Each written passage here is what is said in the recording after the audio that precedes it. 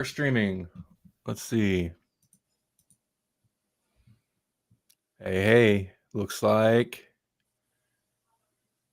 Where's the video? Looks like YouTube's up. Is it? Yeah, there we go. Hey, Streaming on YouTube. YouTube. Wow. How about Helix Rock Radio?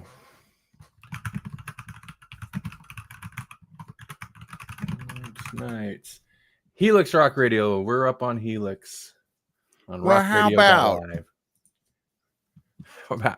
How do? How about Helix Rock Radio? How about? All right. Welcome to Grawlix Nights, the Grawlix Podcast live show. I'm Randy. I'm Melanie. And I'm Jesse.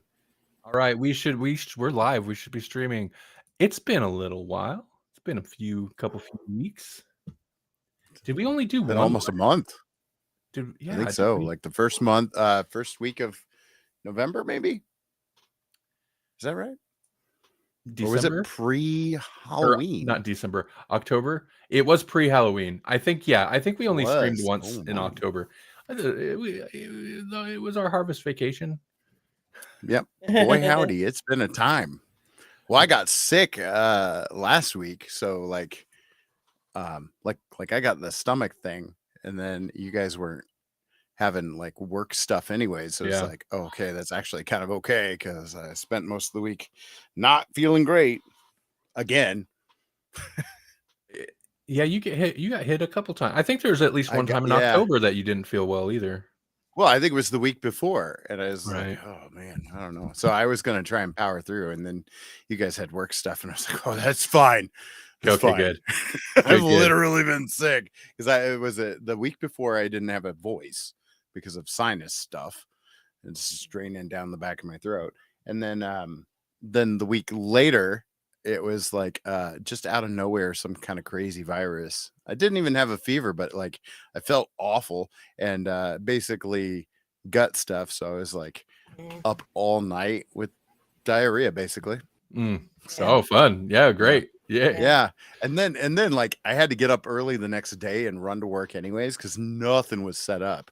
Because I felt kind of yuck on the Monday, and that should have been my sign, but it wasn't bad enough for me to be like, I should set up some plans, So I was like, oh God, I got out of there because I didn't feel great, and so I was just like, I'll do it tomorrow, that kind of thing.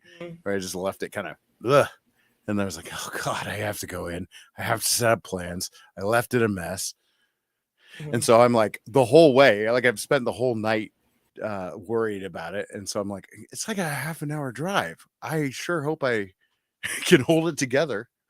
Yeah, I wonder if that's something that's going around, because my sister, well, she has issues anyway, but she's been in and out of the hospital for like weeks with some stomach virus.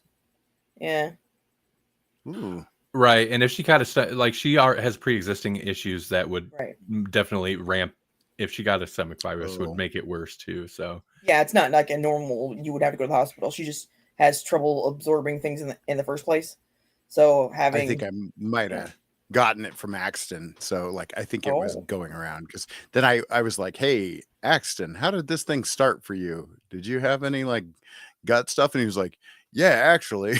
I was like, you never mentioned that at all. You talked about the body aches and that stuff. Well, I couldn't sleep through the night, because I was on the toilet. Right.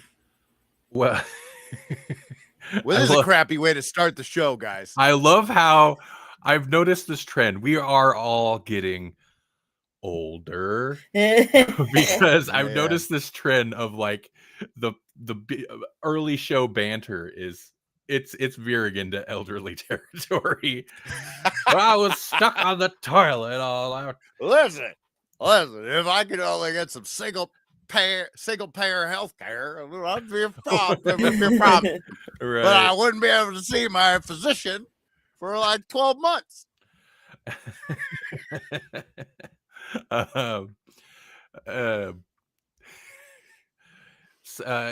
Well, I mean, the last few weeks, I even skipped several I think I did like 2 Edge of the Abyss streams in October, which is crazy because the year before I did like 4 Halloween specials. But yeah, one of them was on Halloween, so like you Right. had to do that one. I did manage. I wasn't sure if I was going to do it this year or not, but I did do a stream on Halloween night. But like last week, I didn't end up doing one. There was a couple weeks in October, and yeah, on my side, it's just had overly demanding client. Yeah, a very I don't know, high maintenance. That has a negative connotation. I'm trying not to be too negative publicly. But yeah, a client that demanded a lot of attention, and it's a big job. I had a big job. And I was hoping it would mostly be wrapped by this week. It's not. It's dragging on, but it should be over. Oh man. It's definitely this month it needs to be done.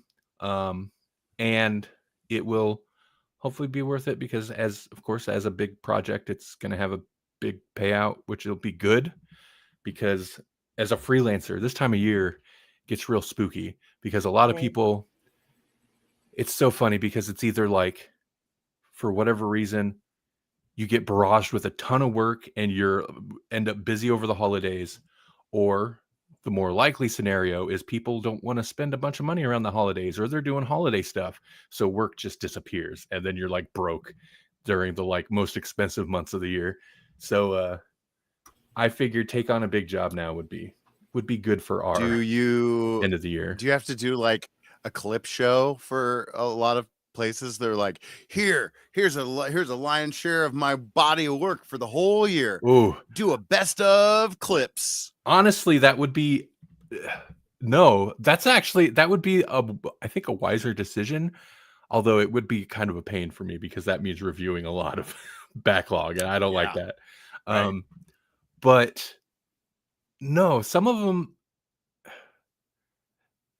like I have a client that it seems like it seems like I always have clients that were releasing episodes on Christmas, and it's like nobody's gonna listen to that. Like I get that everybody's home, they're not at work, but yeah, nobody's gonna listen to that. Like, why are you?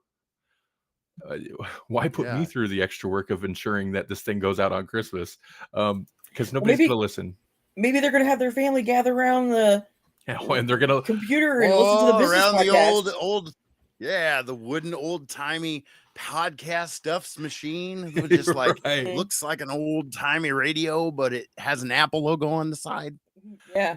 Come here, kids. Come join me in the living room to listen to my podcast about business. Around a crackling fire and an even cracklier static of the old podcast stuffs machine, bringing you back to the yesteryears with tales of woe and delight.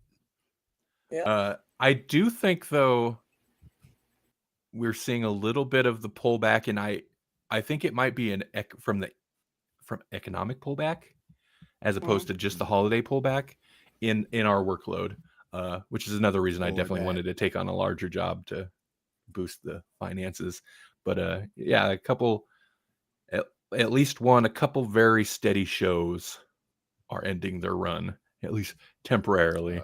So yeah, it's an interesting time of year. I don't remember if I mentioned it already because it's been maybe almost a month. But yeah, I did that. I think I did mention this, but I did that con and and the episode that I was on at the con, the Hermit's Homebrew podcast, that episode went up. But I mentioned that because the economic downturn was very evident in that show for me. Yeah. Because like the only thing I sold was like little things like stickers, like little money bits. If I didn't have like something cheap that people could just throw a couple bucks at, I don't think I would have made any money, because I think I sold maybe one original or something like that, and everything else was just like little money drops. Yeah. It's weird too, because I don't know. I don't go shopping out a lot, but I there's for records and stuff like that, I'm always eyeballing sales.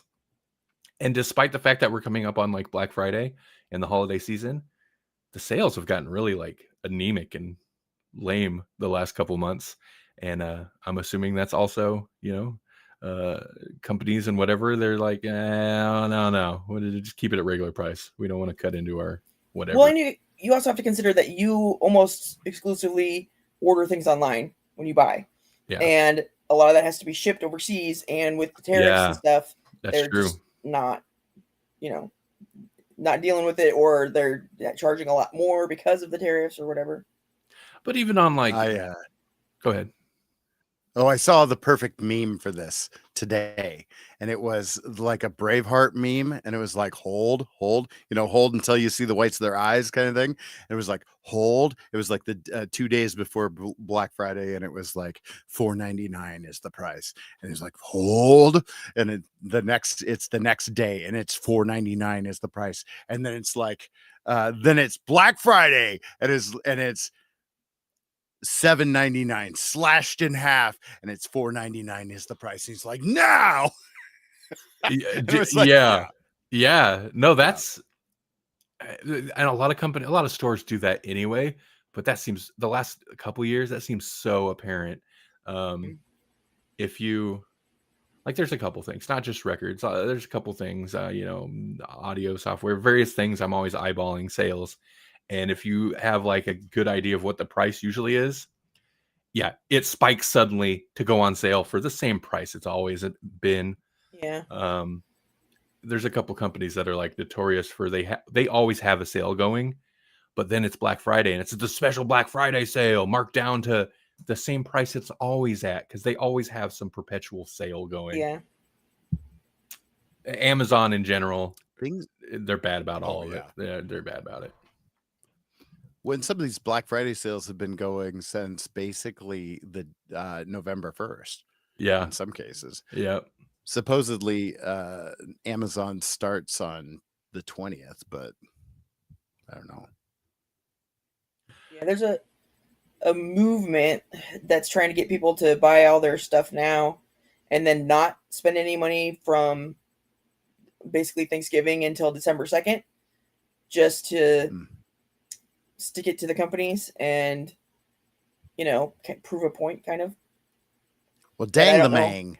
I don't know that a lot of people can afford to do that, though, Right. And it's always tough with especially if you had a government job. Topical. Yeah. Right. Oh, SNAP benefits. Man. We're not political, right? We're not political, because that would be a yo-yo. Lately. Oh man. Maybe we should move on to more happy things, like what we're going to be reading today.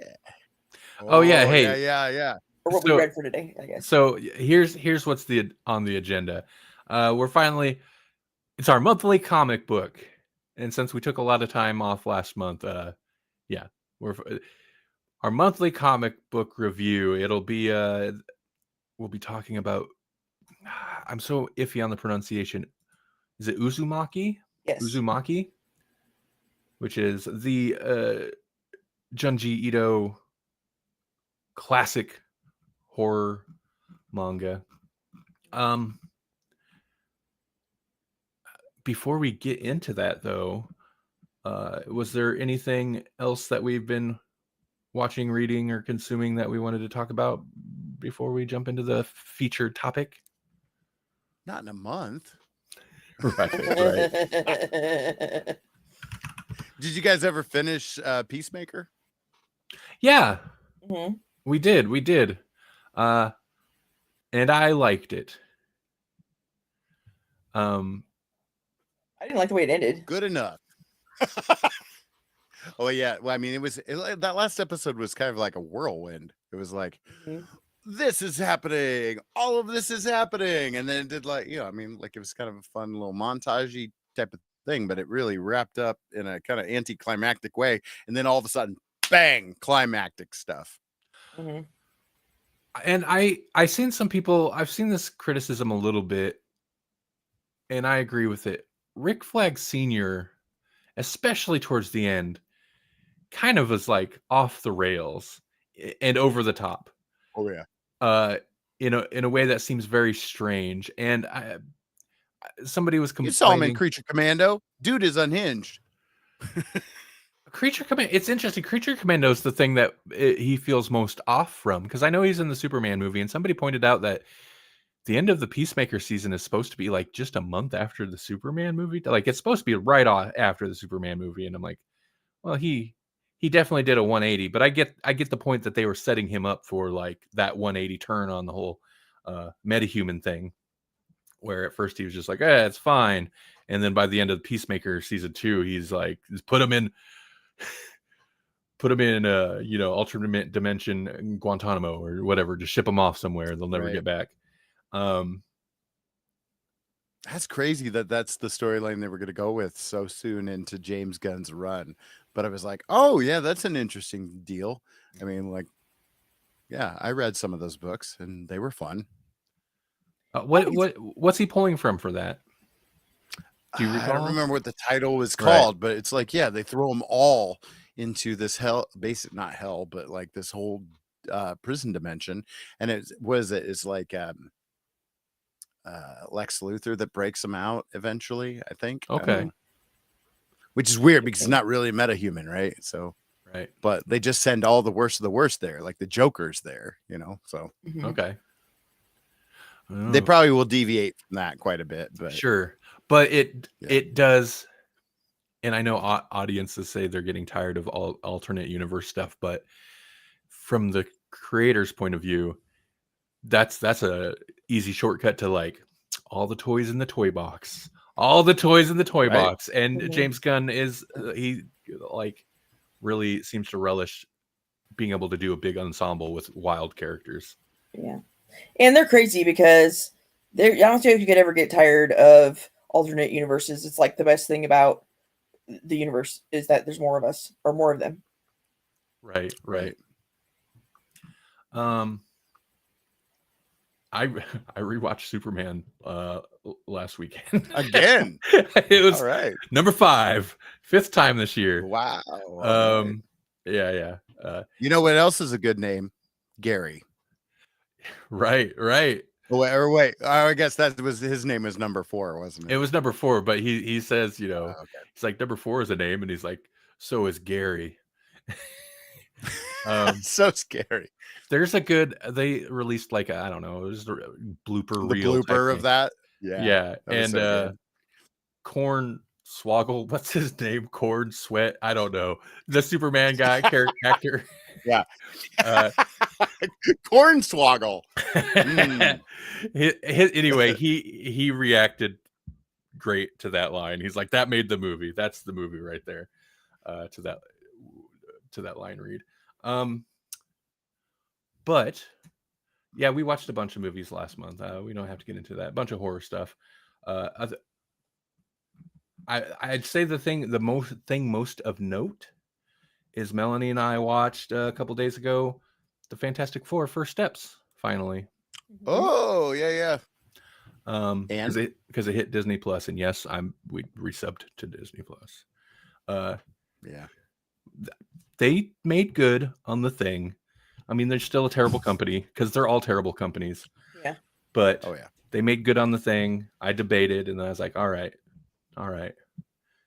That's not just them. It's because we wanted Hulu and and HBO.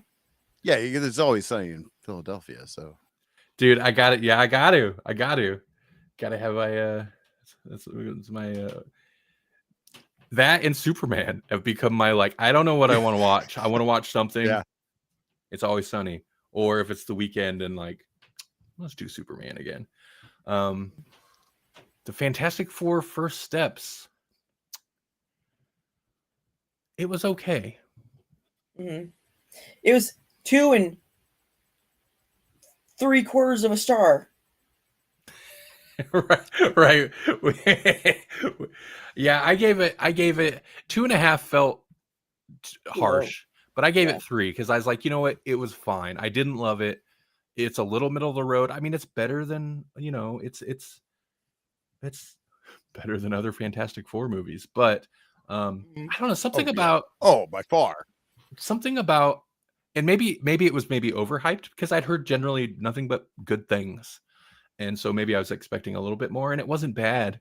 There were some very cool moments, but it was something about the storytelling. Like by the time they're in that big action sequence towards the middle, or what felt like the middle, where she's the Silver Surfer is chasing them through space and all that, I was like, plot wise, this just doesn't feel like a movie. The plot felt I don't know, the structuring maybe felt strange to me, but there's a lot of fun stuff going on.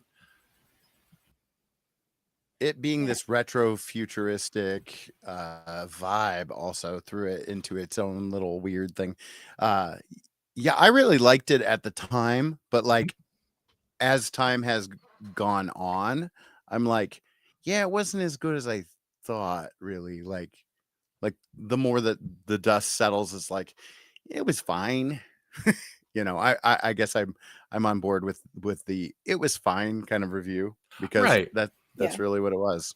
I felt like it was a little Pedro light, honestly, to tell you the truth. Pedro light. Yeah. And that could be like, it's always so weird to say, especially with like a big action superhero movie. It's like maybe a little bit more focus on the characters. Yeah. And they touched on everybody a bit. Like we kind of got a taste of rock beard guy, and but, rock beard guy. That was funny. I really liked the Thing. I will say that Ben Grimm was maybe the standout character for me, because he's so hard to get right, and they got him right. It's just like the rest of it was kind of like fine. Yeah, I feel like we got a better glimpse into him than most others. Maybe Sue Storm, since there's a decent focus on her. Oh yeah, Johnny Storm seemed very one note. Right. And his hair's horrible.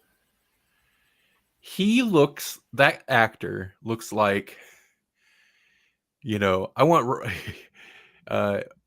young Robert Downey Jr. and mom's like, we got young Robert Downey Jr. at home, and it's that guy. He just looks like a knockoff young Robert RDJ, but with dyed hair. Right. Yeah, but that's not his He's fault. moodier than I'm used to for Johnny Storm. You know, like I'm used to a bravado Johnny Storm, like the way that Chris Evans portrayed it. You know. And so this was, I mean, like I'm fine with them changing it. He was perfectly good as Johnny Storm, but it wasn't what I was expecting at all. Really, they all kind of, if I appreciate anything, it's that they gave it all their own spin to it, and I'm interested to see how they will congeal with the rest of the Marvel universe once they fold them in. Like that could be fun. Because they're so wildly different, you know, like their approach is different. You know, like surprise scene stealer of the whole thing is the Mole Man. Yeah. Right. Yeah. Interesting. I did appreciate, and this is, you know, definitely a trend, especially with these characters where everybody's seen the origin. They know the gist of it. It did the speed run. It did the speed run montage, setting up the origin of the Fantastic Four, as well as like establishing the world. So I appreciated that. Kind of like Superman. It did the speed run. It didn't even really deal with it. And I think that's smart to do at this point, because you know, the trope was a lot of times they'd reboot these franchises or do another one after 10, 20 years. And it's just like, we don't need the origin again. We know where they come from. It winds up being basically the same movie, only maybe they put a different main bad guy. Right. And sometimes they don't even try that. Well, I was a little surprised that they went from, we went into space to we have faster than light travel. I'm like, how did that happen in the 60s? Yeah. They're yeah. Also, and I know it's so interesting, and maybe it's because they were leaning more into like early 60s aesthetic here, as opposed to like closer to 70s, like the TVA in Loki, because I liked that aesthetic more. I like that retro futuristic aesthetic more. My only real gripe with this one is those they have the big jumbotron type TVs on, like, you know, what would be, was it Madison Square Garden or whatever, or not, Central, Right, yeah. and they're Times Square. tube The Times TVs. Square, yeah. Do you know how heavy a tube television that size would be? And they're all over the city. I'm like, that's ridiculous. Yeah, when you got a Galactus, you just have him put them up.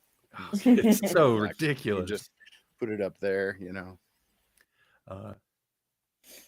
But it was fine aesthetically and tonally. It was a nice change, I suppose, for a lot of for Marvel movies. But like, maybe the story just didn't jump out and grab me as much as I kind of hoped. I think mainly it was that, you know, we finally got a good Fantastic Four movie, and that's really all anybody wanted, and that's really all this really was. Right. It was a perfectly good, serviceable, fair attempt. Yeah, but they gave birth to a baby in a time warp, and that's how you get Time Lords. So that's what Melanie said while we were watching it. They're like, True. that's how she goes, that's how you get Time Lords. It's worse. You get a Franklin Richards who can like remake the universe, suck all of the Avengers into a bizarre Rob Liefeld other, you know, the whole Heroes Reborn thing. You're like, oh gosh. Ain't nobody want that. I know these shows, like these shows have to do it, and it's hard to pull off. But the like fake out character death, and maybe if you didn't know, although the movie established that the baby had some type of crazy superpower, but they tried to, the spoilers, do a fake out Sue Storm death, and it's like, the baby's gonna bring her back. I mean, yeah, clearly. But I mean, I don't know what else you're gonna do. Gotta try to wring some emotion out somewhere. Right. I think Fantastic Four is also one of those properties that's harder to realize in live action and have it work well. Yeah. And arguably a lot of superhero stuff is prone to that, but I don't know. Then again, James Gunn does some wacky, ridiculous stuff, and I don't have the same problems. But speaking of things that might not... go ahead. Oh, so I mean, speaking of Doctor Who, are we just gonna have basically the same story for Avengers Doomsday? Is Doom just gonna like get a hold of Franklin Richards and create his own Doom world that way? And then we've got the Ronnie thing, you know, it's like, oh, it's a dream baby that's gonna dream world this whole thing. And here we are, Avengers. Maybe that's what RTD was trying to do. He's like, you know what? That people kept saying, like, gotta get Marvel's out doing this stuff. Doctor Who could do it better. Let's do it before Marvel this time. And Marvel, take notes, because it didn't work. It didn't work. It didn't work. It didn't work, guys. I don't care if you got a Robert Downey Jr. Nah, even two. It was a very underwhelming mid-credits, post-credits scene. I don't remember where it fell. The tie-in, the tease, the Doom tease. I was like, okay, well, that's underwhelming. But whatever. Right. Just enough to... It doesn't even have to be... If it's RTD, it didn't even have to be him, because it probably wasn't. Right. Robert. Oh, yeah. No, there's no way they had him in that. They're not going to pay him for that little cameo. He's already making probably $200 million off just that. So they're just like, we don't need to see his face. He's going to have his mask off so we can see the mask, but we don't need to see any. Yeah. Otherwise, you know, they'd have his face in there. Are they going to show his face body at all? double? Oh, I hope not. It would be so much wiser, although what a waste of money to... you're buying...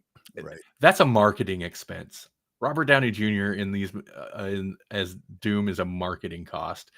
That's not even a production cost, because the smartest thing to do would be to not show his face. And in which case, it's like, why did you hire him?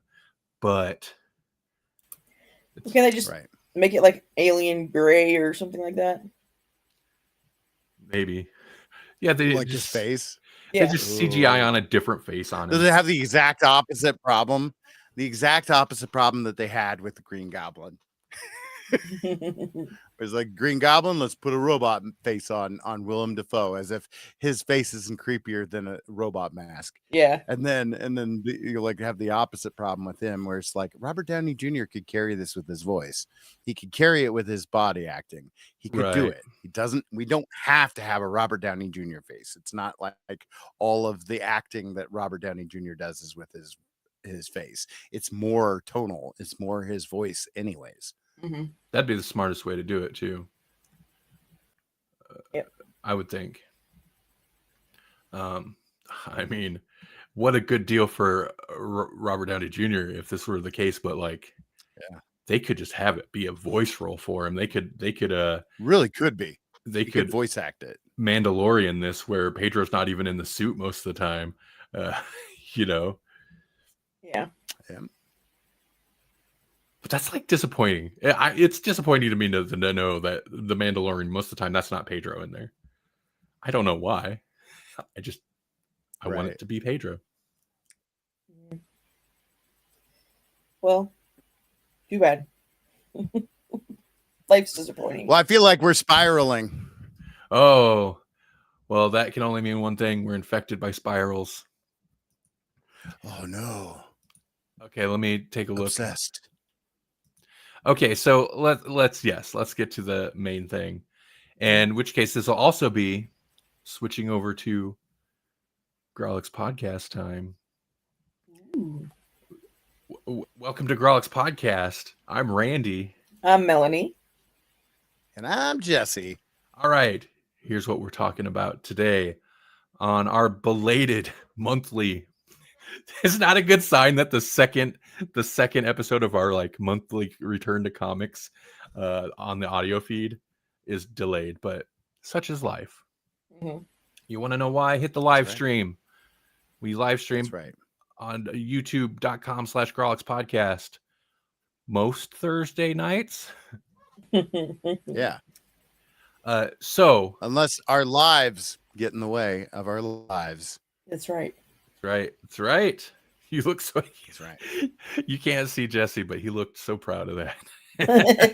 I love a good pun. I love a bad pun even more. Oh, yeah, that I could tell. You know what's funny? Doing the show with you for so long, she won't admit it, but I think she's come I don't know. I'd say that I've gotten more accepting. Perhaps she'll bust out a pun and then I think she laughs at more than when we started. Yep. She does laugh at more than when we started. Okay, so here's what we're talking about tonight. This was Melanie's pick, by the way. Uzumaki, which is the classic Japanese horror manga series written and illustrated by Junji Ito. It was originally released as weekly segments in the Big Comic Spirits publication from 1998 to 1999. Tonight, specifically, what we're going to be talking about is Volume 1, the collected Volume 1, which is the first 6 chapters. It's the more common way to get a hold of this now is the like full 3-in-1 3-volume complete collection. So what we'll be discussing primarily will be the first 6 issues, which was what was released as part of Volume 1. I think back in 2000 is when that was first collected and released. I've read about 6-7 of these. Oh no, don't do it. No cap. No cap. Yeah, Melanie, how far did you got a ways into it? I got through 12. Okay. Where to start? Let's start with Melanie first, because why did you want to read this? Why did you make us read this? And what were your impressions of it? Well, first of all, it seems like there's not a whole lot of horror, and horror is my genre, you know. So whenever I hear about some, I want to try it out. And I've been hearing about Uzumaki for a while, and I've heard it's great. Like everybody that's talked about it is like, yeah, it's great.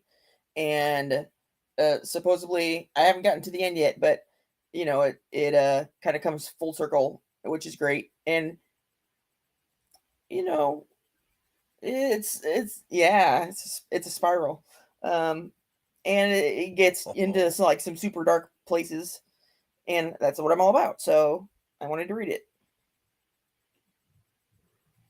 Okay. Jesse, how familiar were you with this material before we went into it?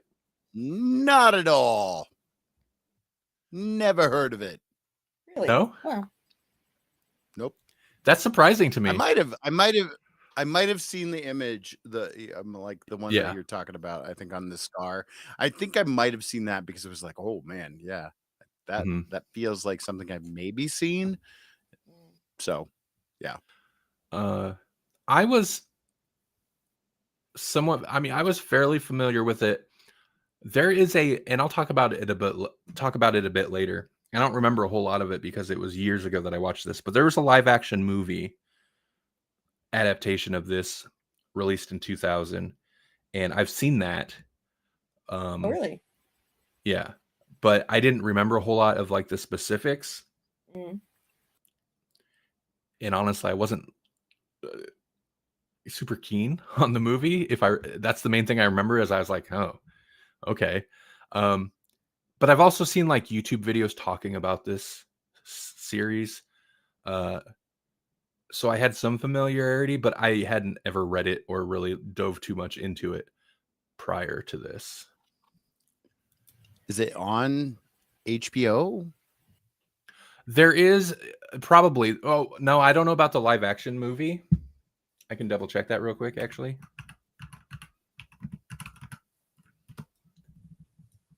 But it was recently adapted into an animated series and ran on Adult Swim. And there was a lot of hype for it because this is considered a classic. This is very popular. Well, but sorry, go ahead.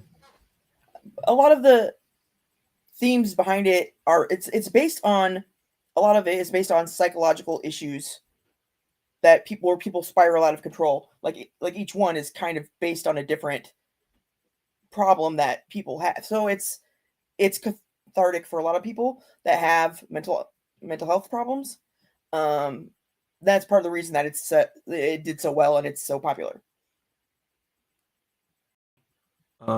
It's very well thought out, more so than you might think on an initial read. I was going to say the animated series was not received well because apparently the animation is very poor. It's not very well done, which people are very disappointed. You want to get the ire of the anime community, or really any community, when it comes to like an adaptation of a manga. Get them hyped and then deliver a cheap animation, poorly animated version, and they will turn on you so hard. This is so visual too. So yeah. Oh man, if you threw a decent budget at it, animators would go wild with it. Oh yeah. The movie from 2000, the live action movie, is available, at least in the States, to stream for free on Tubi, or not Tubi, Pluto TV. And it also looks like you can watch it on YouTube if you have a subscription. And the Roku channel, those say they require add-on, so I don't know what that means exactly. That means you have to have probably the Tubi. Yeah, Pluto. Yeah. Yeah.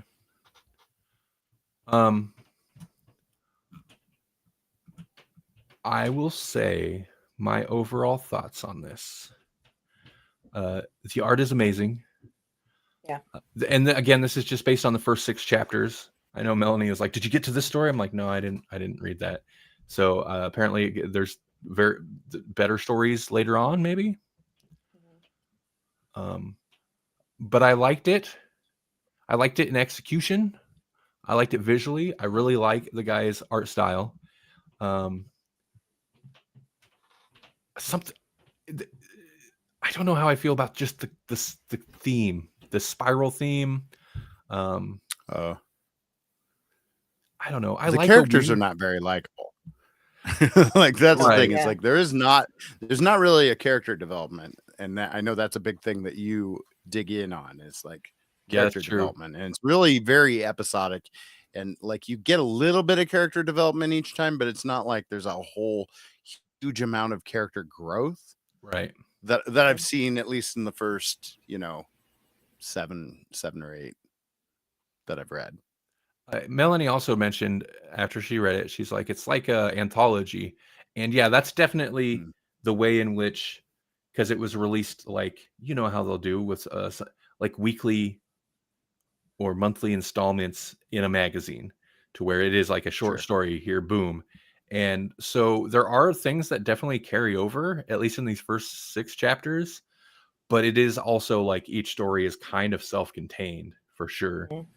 Yeah, I think the main character is really the only thing that goes through the whole thing is her running into people that are having problems that spiral. Yeah, and that also I think leads to, I mean, there are carryover characters that there could be some more character growth, but that also leads to like they are for the most part short stories, and you'll get introduced to a character, and so there's not a lot of time to like spend getting to know the character, because I don't think that's really the point. I did find it interesting that the main character that we are kind of like is so passively observing. She is not really like, she has maybe ties to this, and this is somebody they know, or even family or something, or she's there witnessing it, but she's not involved in most of these in the first volume anyway, until the last one, till chapter 6. And then I was like, oh, I don't know if I kind of liked her being the observer, and we get to just like observe these stories through her. So it was weird when she became like central to one of the supernatural goings ons. For a minute, it just felt like she just needs to dump that dude, and then her life is going to improve dramatically. Because like true. that dude he's the bad luck, he's the bad news bear right there. Just let him lose. He definitely needed to move away like he wanted to. He needed to get out of there too. Then her dad gets into weird clay, and it's like, oh, it's all downhill now, man. She does get involved in some other stuff later on, but yeah, a lot of times whenever she tries to do something, it just makes her look crazy, Oh, sure. Okay. So, yeah. So that's an issue. But should we talk about the issues? What? Each issue? Yeah, I did want to go through the chapters, because there's certain ones. Sorry. There's certain ones I did like a lot. So the first one in kind of our introduction is the Spiral Obsession Part 1, which is basically the story of what happens to her boyfriend's dad. Yeah.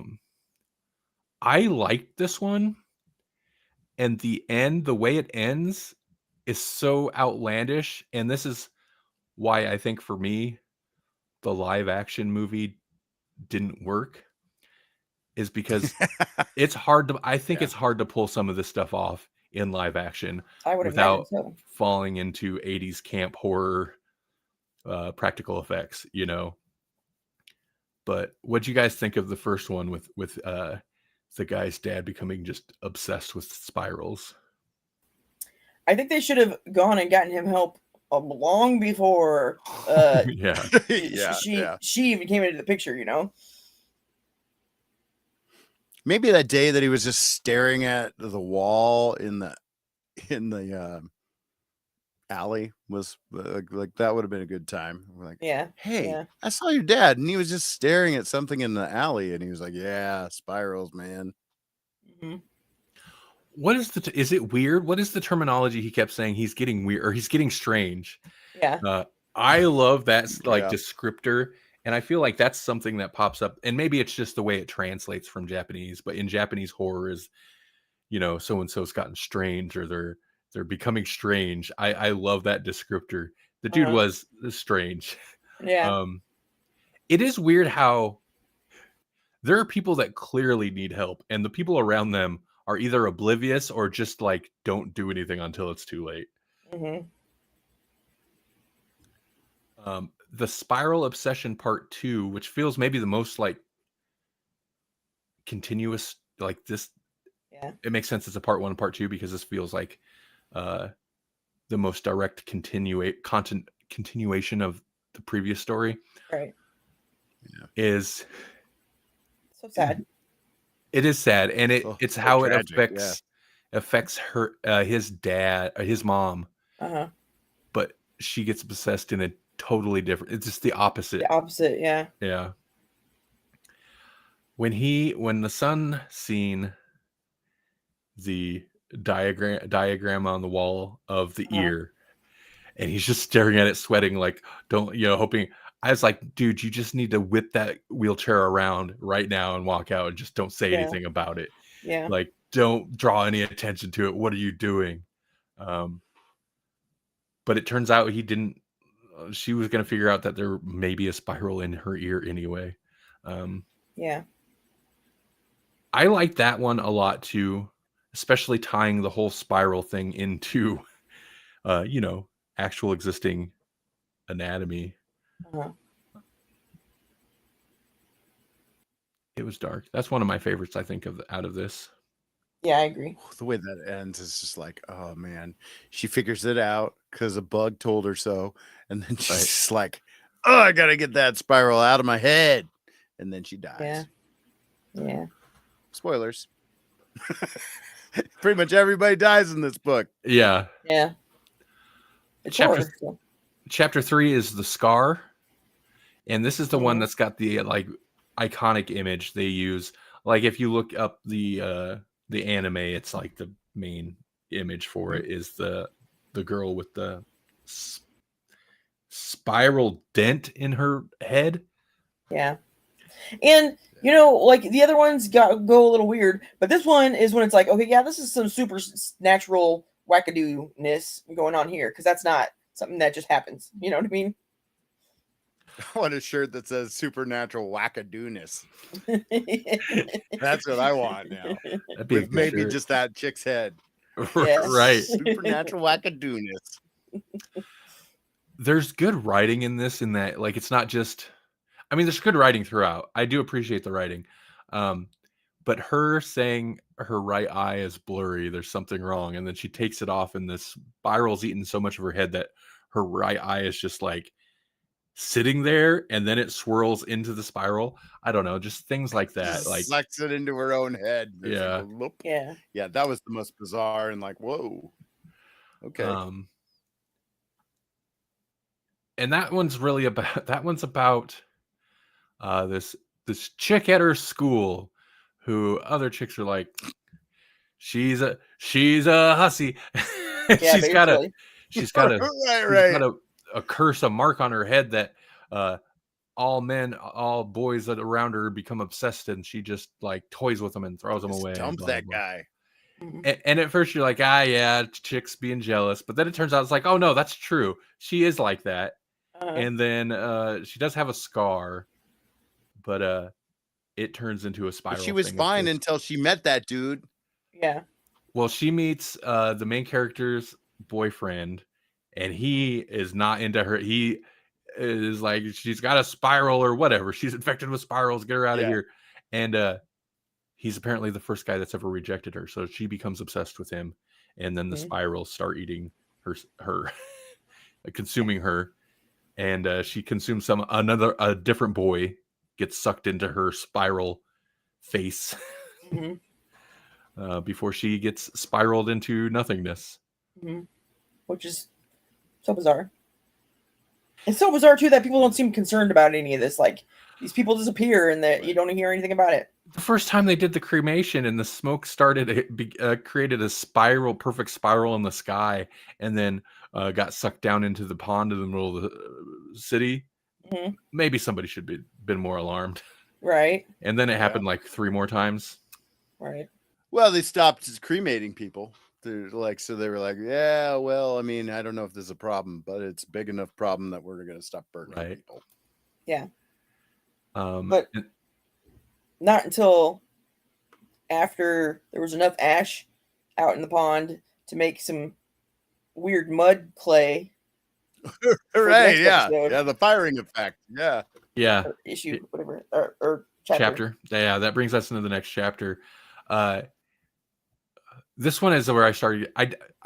Even though there's really not much to her character, I was a little, naturally a little bit more attached to the main character, because when her dad started acting weird, I was like, oh, no, it's hitting your family. You got to do something. You got to get out of the house.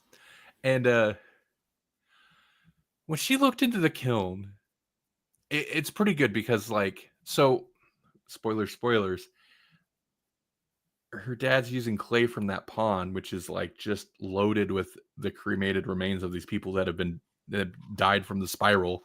He just walks in there like the creature from the Black Lagoon, though. Yeah. That's not how you get clay, dude. Yeah. I definitely think the best part of this was the kiln, looking in the kiln, and then the screaming of the people that were cremated, we're burning in the flames of the kiln, was very good. And also when the daughter should have pushed her dad out and just burnt the kiln down herself instead of going up to her room and freaking out. When you hear the screaming, you should do something about it when you hear ghosts screaming. Yeah. You definitely don't invite your boyfriend over to have dinner. That's the worst possible thing you can do. And her I thought he'd really appreciate it. Right. Oh my man. Whew. I feel like those first 4 chapters felt the most related, and then we start to get I feel more out there, because the next chapter was Twisted Souls, and that's basically a Romeo and Juliet story between, star-crossed lovers coming from 2 different, very poor families sides of a duplex. Yeah, opposite sides of a duplex. A longhouse, they say. Yeah. And as soon as the snakes popped up, I was like, okay, that's where they're going with this. I see what's going to happen, and it did. I would argue that's less a spiral. It's more like a licorice twist. Yeah. Yeah. But yeah. The 2 kids end up twisting around each other in a grotesque way on the beach because their parents won't let them be together. Mm-hmm. But then they get to be together forever. Yeah, like a Twizzler pull and peel. Did they die then at that point? I don't know. They slithered off into the sea. Forever. They did. Weird. Till they became clay. I know I said I struggle a little bit with the concept of the spiral being it's cosmic horror, though. Cosmic horror is definitely what this whole thing is. And I do appreciate that. It was kind of Lovecraftian almost. Right. This whole thing. Right. Where it's just this weird. Yeah, it's spirals infecting everything. But what does that mean? It's just kind of unknowable. It's okay, well, yeah, but why and how and why is it doing this weird body horror stuff? Well, you should maybe continue the book and find out. Right, but I don't know. I haven't finished it yet either. But I'll just say there's one called The Umbilical, and once you start getting into babies, it gets freaking very strange. If you thought it was weird once before. You get into babies, you lose all your friends. They're talking to each other. You lose all your friends. Well, hey, let's talk about the 6th chapter, which, oh boy, while I appreciated how it ended, was my least favorite. Because it was the yeah, it was like, what? Okay, and I think there's also they're not all gonna be winners. I think there's intentionally like humor in here. But yeah, I did not love this one. It was a little too wet, too goofy, too wacky. And also this is the one where It's like they took a shortcut. right. Oh boy, I'm splitting hairs now. So it's so interesting that it is interesting that it starts with a guy who was showing off, fell off the roof of the school and died. And that started a conversation between the main character and this other chick, this new chick at, well, she's not new to the school, but she's new to us. And she's basically like jealous of him because she's like, I want that kind of attention. And our main character's like, I don't want people watching me. I don't want any of that attention. So naturally, the main character's hair starts spiraling, but not just spiraling, like standing up and mesmerizing people. She tries to have her haircut, and the hair attacks the barber. Tries to choke her out when she tries to cut it herself. Yeah. So she's stuck with it. And then that makes she goes to school and everybody's staring at her and mesmerized by the hair. And that makes the other girl jealous.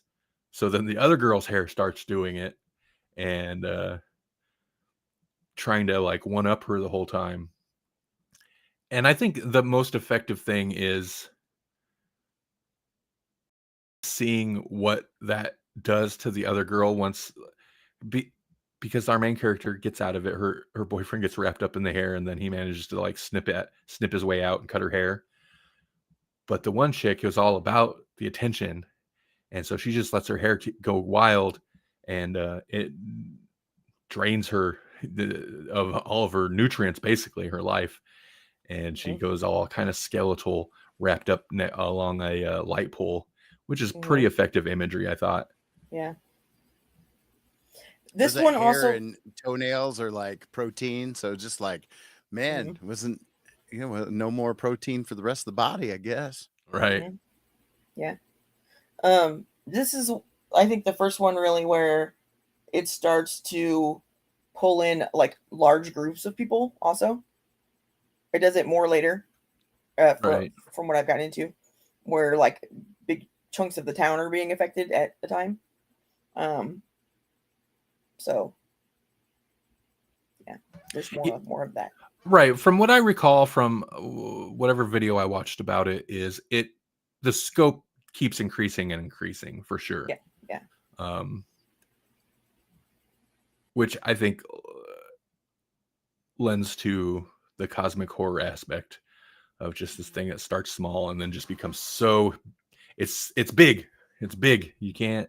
It's too much. Yeah. What? Oh, that's a lost chapter. I was just looking at the volumes. Apparently there was a lost chapter called Galaxies, so I'm gonna guess yeah, the scale gets real big. The spiral galaxy. I was just gonna say, isn't the Milky Way a spiral? Oh no. It's the final chapter. It's in volume 3.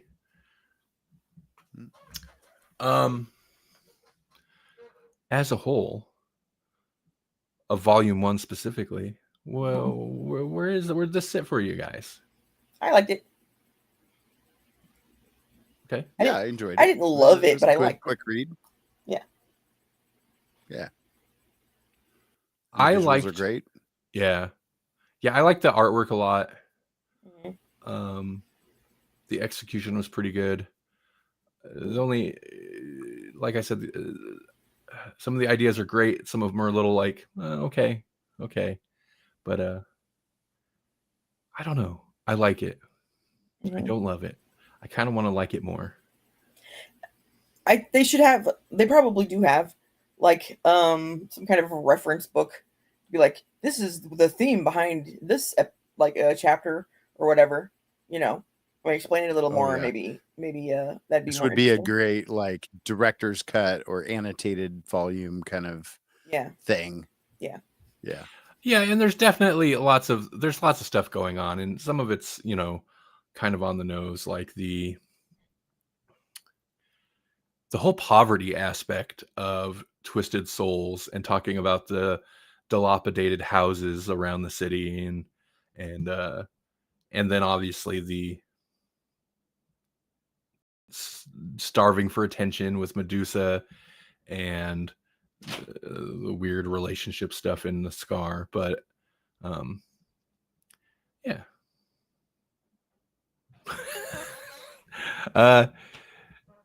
It's a classic. It's a classic that they apparently cannot put to. I wouldn't even try to do it in live action. That just seems dumb to me. Right. Yeah, I don't know.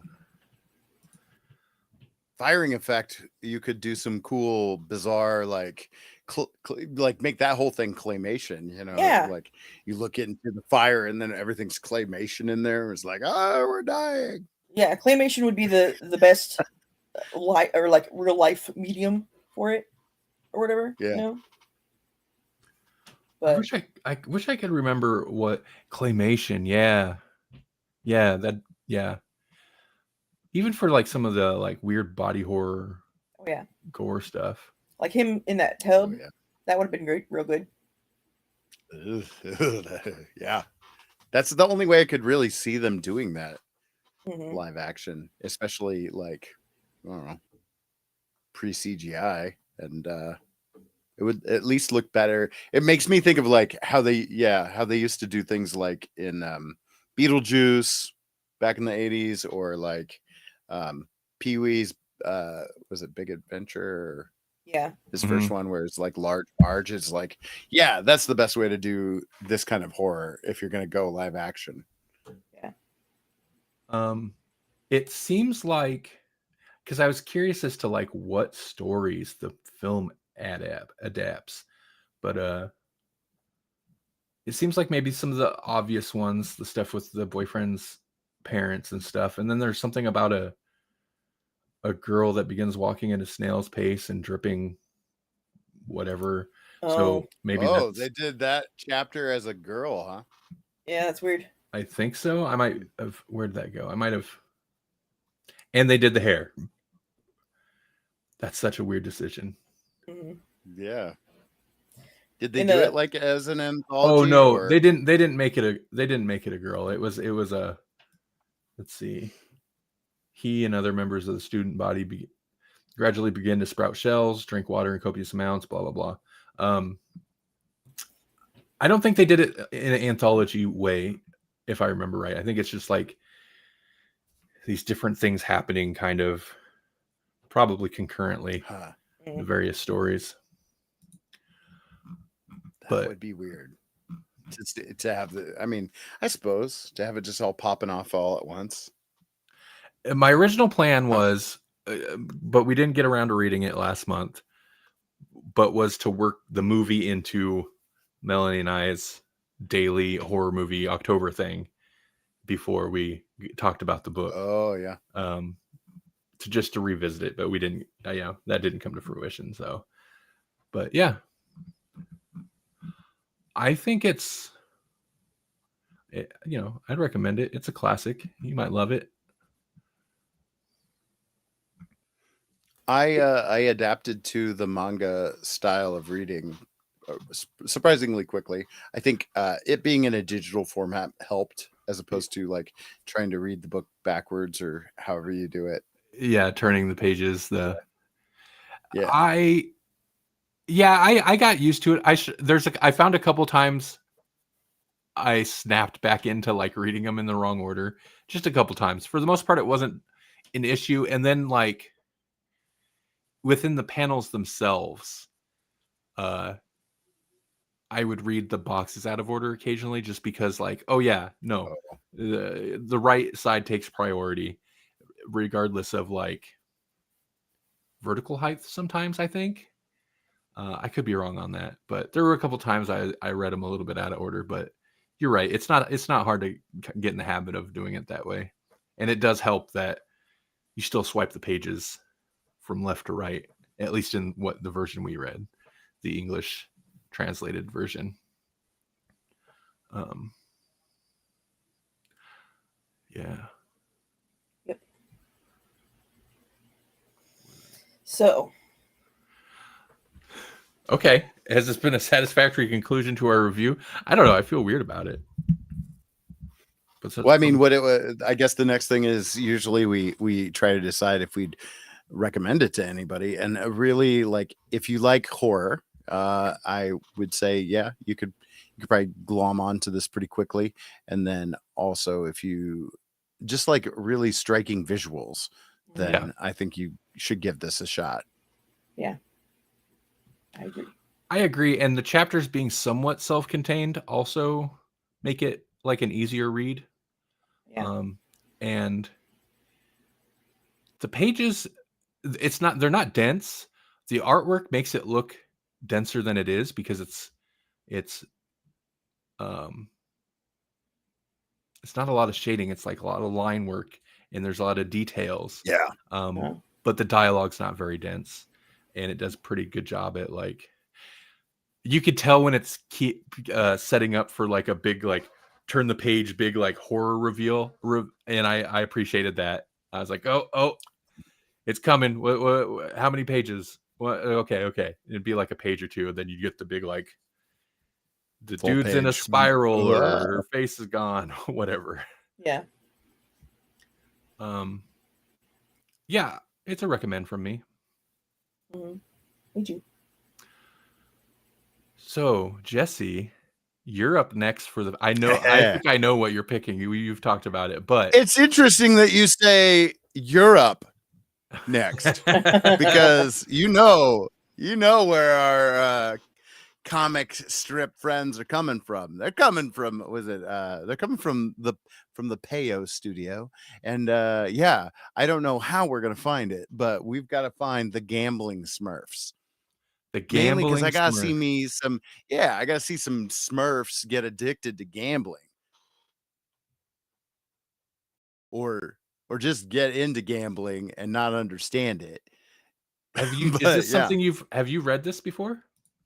I own it, but I haven't like read all of it. I've just like peeked into it and was like, oh yeah, this is the one we're reading for Grawlix. So no, I'm kind of I have kind of held it back because I was like, yeah, this is the one, because it's such a bizarre idea. Yeah, like it's not the kind of thing that you'd think of for the Smurfs, because there's some other good ones that I was like, oh, this would be fun to read. But it's like, nah, let's get into the stuff where it's like pre-comics code. Because I don't know that you can't have the Smurfs doing that now. Well, they occasionally have weird things where they get like obsessed with a certain thing and they seem like strung out, and I'm like, that's a strange thing to see a Smurf be. And usually it's like brainy, or I don't know, one of the more commonly seen ones, but it's weird when they're like that. So it's usually the ones that have some kind of a vice, like Greedy Smurf, or I don't even know that they call him Greedy anymore. I think they call him Baker Smurf or something now. So like they've even they've kind of like adapted some of those that were like, oh, well, Lazy Smurf is basically, he's still Lazy Smurf though, I think. I don't know. For some reason, Greedy is not Greedy anymore. Maybe because he's more gluttony than greed. Yeah, I guess so. Because he would like squirrel away Smurfberry cakes or something when everybody's like, nobody has any food, but Greedy has got all these cakes under his mushroom house. Mm-hmm. Yeah, this is the Smurfs, number 25, the Gambling Smurfs, in their the 25th graphic novel released, I guess. They have a weird formatting thing where it's like they're kind of weird little digests almost, and then they re-released them as anthologies later on, and the anthologies are awesome. Like they're bigger, they're easy. I mean, like you a more interesting reading experience. But yeah, that's originally released. Yeah, it looks like there's the Smurfs 3-in-1 graphic novel, volume 9 is the Gambling Smurfs. So I'm guessing that's a larger collection. That looks like it's maybe the most recently released version. But yeah, it shouldn't be too bad to find. We'll find it. We'll get a copy of this. Interesting. What a juxtaposition to go from Uzumaki to the Smurfs. Well, it's still gonna touch on some psychological spiral issues, huh? Right? Yeah, a little bit of addictive behavior. Mm-hmm. Yeah. You can't just introduce some weird human thing into the Smurfs and expect it to go right. Right. Okay, I'm looking forward to it. I'm looking forward to this. This will be interesting. I don't think I have a Hoopla. I don't have a card. It's on Hoopla, but we'll be able to find it. All right. Well, that's it for this episode of Grawlix Podcast, audio listeners. Don't forget, you can check us out streaming live every Thursday night at 8:30-ish or 8-ish on Helix Rock Radio. Rockradio.live is the URL, as well as on our YouTube channel, grawlixpodcast.com/YouTube. Wait, no. That actually might get you there. YouTube.com/grawlixpodcast, or just go to grawlixpodcast.com. GRAWLIX. Podcast.com. Yeah. Not Grawlix. Listen to your computer. It's stupid. Listen to your computer. It's stupid. Is that what they always say Garlix, you know? And yeah, you're right. You're right. Yeah. Or the Grawlix podcast. Yeah. Nothing like a Grawlix. Don't lick a grog. That's indecent. Yeah. All right. Back to Grawlix Nights to wrap this thing up, presumably. I would say, if you're not listening to the live cast, then you don't know how amazing it is. You don't know how amazing it is. But you know what is amazing? What? Science. And since last time I did a bunch of downers, like a list of downers, I decided this time I'd do a list of uppers. Cool. Let's do some uppers. Okay. Ooh, do some uppers on the Grawlix podcast, the Grawlix. So, first, and this one I'm not going to do it like storyline wise. I just have a list.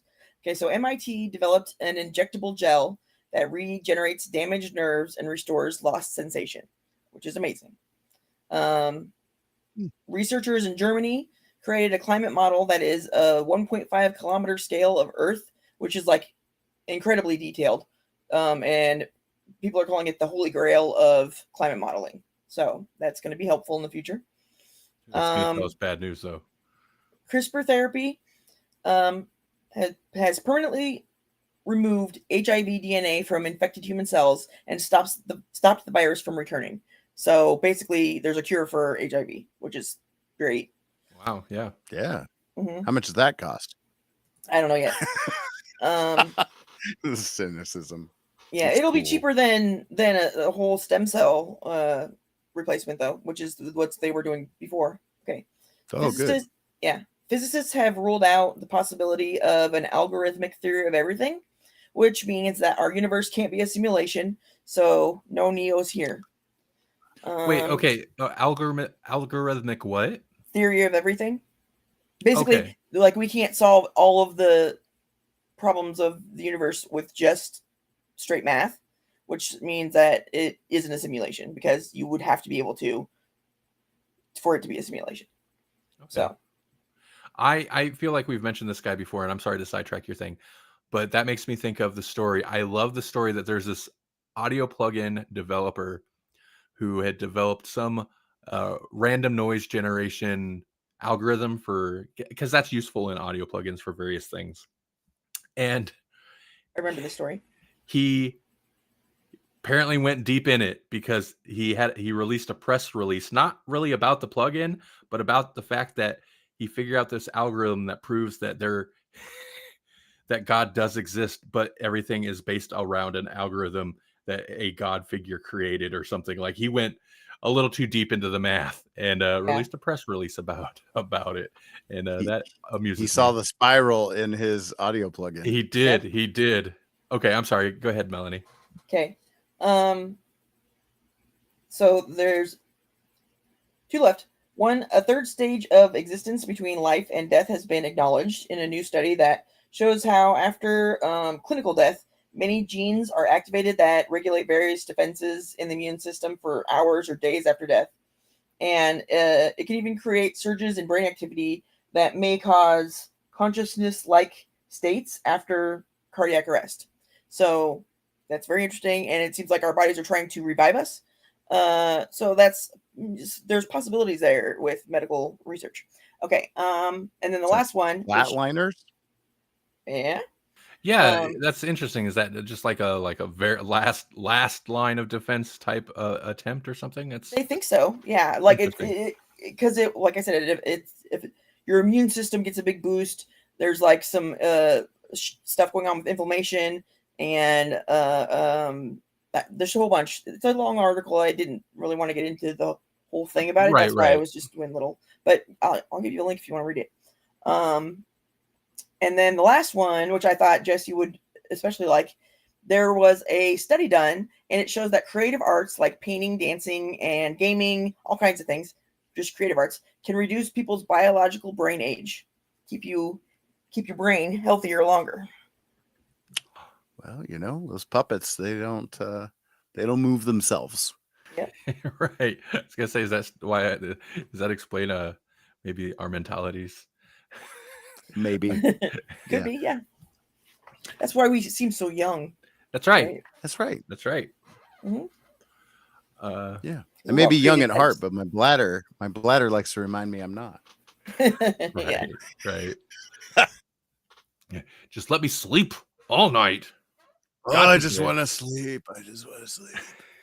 Right. Those were amazing, Melanie, and I appreciate the list of not depressing ones. It was good. Yeah, it was hard. One thing I found out this week was that Saturn, like every year, Saturn's like angle changes a little bit more, and so like this year, I think it's like March of this year, it will be basically we won't see Saturn's rings at all because it'll be completely flat to us, and then after like I don't remember how many years or whatever, but like now we'll see underneath Saturn's ring, because before we were seeing like the top of it and it's slowly angled up, and so now we're at the flat line of it, or we will be, and then we'll start seeing underneath or something. Cool. That is cool. Yeah. All right. Well, hey Jess, you got anything else you want to mention or talk about before? Just the only thing I need to mention is that I was on that podcast with the Hermit's Homebrew podcast, and you can find him all over the internet. I think the easiest way would be to like look up his link tree, which is basically at Crazy Hermit DM. Like most of his socials are that, but you can find him on Spotify, you can find him on YouTube. I would go with the YouTube route. He's on most podcatchers except for Apple Podcast, and we even talk about that a little bit on the episode that I'm on. And I get into all sorts of stuff. The guy that I was talking to, he wanted to pick my brain about like AI art and stuff, because he uses AI to help generate some of his like D&D game and whatnot. So it's a D&D type podcast, but they don't do like an actual play kind of deal. They do like they'll rap about their session that they just played, but then they'll also talk to people. Like they interviewed a pretty big figure in tabletop gaming who developed the basic system, and that's kind of an interesting deal. It's almost like a community sourced old school, like OSR, old school rules system, which is kind of based off of the like first and early second edition D&D rules. So anyways, it was fun chatting with the guy, and they're super affable. We tabled next to him the whole weekend, so I would check that out. It's an interesting little conversation. Cool.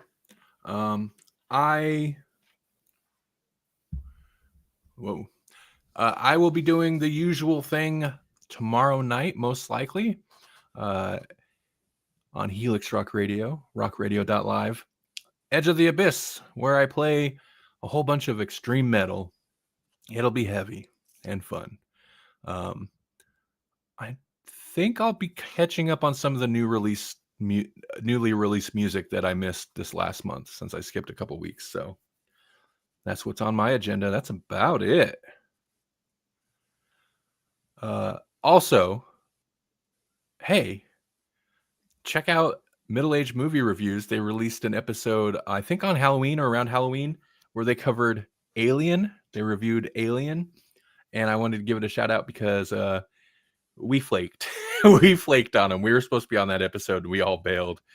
Jesse first had stuff come up, and then eventually Melanie and I were like, yeah, we can't do it. We don't have time.